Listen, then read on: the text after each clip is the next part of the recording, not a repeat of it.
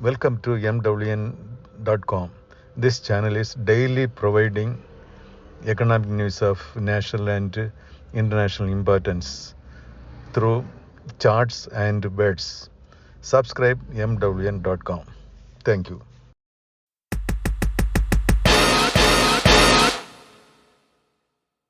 ஒன்று 500 gigawatt GW புதைபடிவ எரிபொருள் அல்லாத மின் திறனை நிறுவுவது உட்பட அதன் ஆற்றல் மாற்ற இலக்குகளை அடைவதற்கான இந்தியாவின் வலுவான அர்ப்பணிப்பு. நிதியாண்டு 21 மற்றும் நிதியாண்டு 25க்கு இடையில் இந்த துறையில் வருடாந்திர அந்நிய நேரடி முதலீடு FDI 700% அதிகரித்து பலனளிக்கிறது.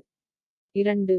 25 கோடி ஸ்மார்ட் மீட்டர்களை நிறுவுவதற்கான இந்தியாவின் தடைப்பட்ட முயற்சி இறுதியாக மிகவும் தேவையான உந்துதலை பெறுகிறது. கடந்த காலண்டர் ஆண்டில் ஒரு நாளைக்கு சுமார் 15,000 ஆக இருந்த நிறுவல் வேகம் தற்போது தினமும் 1,00,000 மீட்டரை எட்டியுள்ளது. தினமும் 1.12 லட்சம் ஸ்மார்ட் மீட்டர்கள் நிறுவப்படுகின்றன.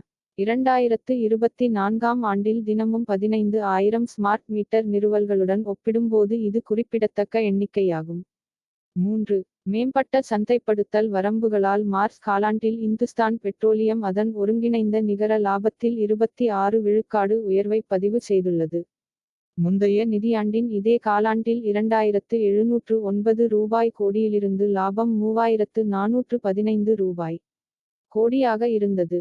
4. பாங்க் ஆஃப் பரோடா நிறுவனம் முந்தைய நிதியாண்டின் 4வது காலாண்டில் அதன் நிகர லாபத்தில் ஆண்டுக்கு ஆண்டு 3.3% அதிகரித்து 5,048 ரூபாய் கோடியாக இருப்பதாக அறிவித்துள்ளது. இது நிகர வட்டி வருமானத்தில் சரிவால் பாதிக்கப்பட்டுள்ளது. ப்ளூம்பெர்க் நடத்திய கருத்துக்கணிப்பு ஆய்வாளர்கள் Q4 FY25 இல் வங்கி 4,723 கோடி ரூபாய் நிகர லாபத்தை ஈட்டும் என்று மதிப்பிட்டுள்ளனர். 5. ஸ்பாட் சந்தையில் மின்சார விலைகள் குறைந்துள்ளன.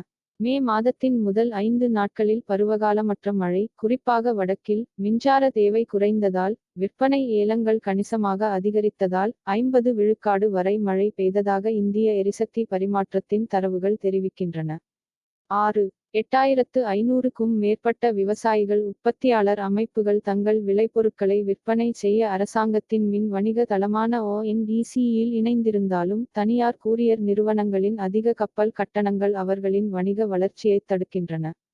1.64 லட்சத்திற்கும் அதிகமான தபால் நிலையங்களைக் கொண்ட விரிவான கிராமப்புற வலையமைப்பைக் கொண்ட இந்தியா போஸ்ட் தனித்துவமான விவசாயப் பொருட்களை நியாயமான விலையில் கொண்டு செல்வதற்கு வசதியாக இந்தியா முழுவதும் டிஜிட்டல் தளத்தில் இன்னும் சேரவில்லை. 7.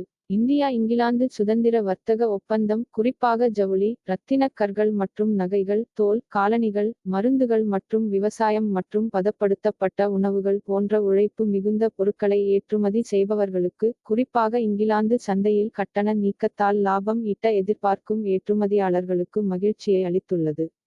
8. துறைமுகங்கள், கப்பல் போக்குவரத்து மற்றும் நீர்வழிகள் அமைச்சகத்தின் கீழ் தேசிய நீர்வழிகளுக்கான நோடல் ஏஜென்சியான இந்திய உள்நாட்டு நீர்வழி ஆணையம், உலகளாவிய தளவாட நிறுவனமான ரீனஸ் குழுமத்துடன் ஒரு புரிந்துணர்வு ஒப்பந்தத்தில் கையெழுத்திட்டது, மேலும் பிந்தையது நாட்டின் முக்கிய தேசிய நீர்வழிகளில் திட்டமிடப்பட்ட படகு நடவடிக்கைகளைத் தொடங்குகிறது. 9. பொருளாதார விகிதங்கள் உச்சத்தை தாண்டிச் செல்லும் நேரத்தில், இண்டிகோ 3 நாள் ஃபிளாஷ் விற்பனையில் வணிக வகுப்பு இருக்கைகளில் 50% தள்ளுபடியை வழங்குகிறது. முக்கிய மெட்ரோ வழித்தடங்களில் 9,999 ரூபாய் வரை குறைந்த விலையில் விமான நிறுவனத்தில் ஒரு வழி வணிக வகுப்பு டிக்கெட்டுகளை ஃபிளையர்கள் பெறலாம். 10.